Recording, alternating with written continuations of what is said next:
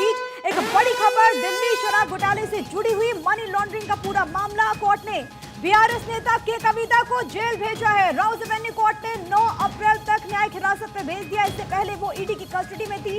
आज ईडी ने के कविता को कोर्ट में पेश किया था। कहा कि अब उसे और रिमांड की जरूरत नहीं है।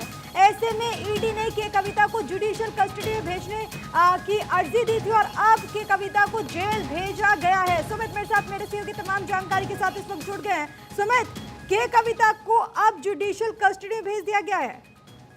जी बिल्कुल, देखिए आज के कविता को ईडी ने कोर्ट में पेश किया था और ईडी ने कोर्ट को बताया कि अब उसे रिमांड की जरूरत नहीं है। जो भी पूछताछ करनी थी वो पिछले 10 दिनों में पूछताछ के कविता से ईडी ने कर लिया है।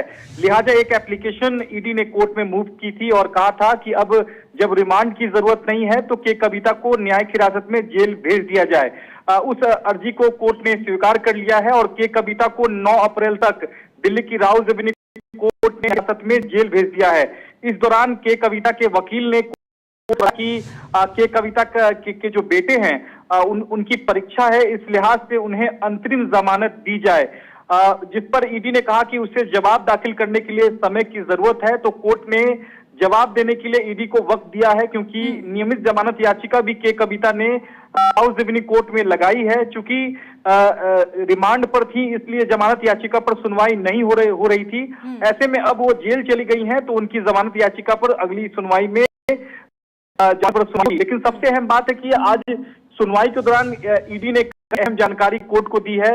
ईडी ने यहां तक कहा है कि हम इन 9 दिनों में हमने लगातार के कविता से पूछताछ की है और कई ऐसे सबूत हैं जिसका आमना सामना हमने के कविता से कराया है। यहां तक भी ईडी ने इस पूरे मसले पर कहा है कि आने वाले दिनों में के कविता की पूछताछ पर कई और आरोपियों से हम आमना सामना कराएंगे।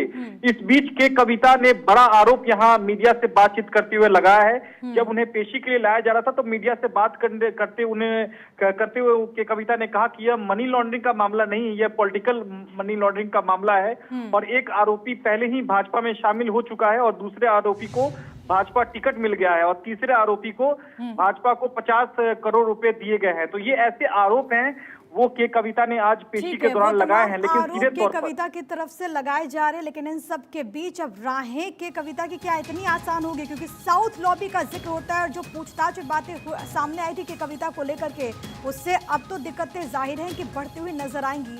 अगला कदम क्या होगा ये देखना होगा। फिलहाल के लिए बहुत धन्यवाद आपका समय, तमाम बातचीत और जानकारी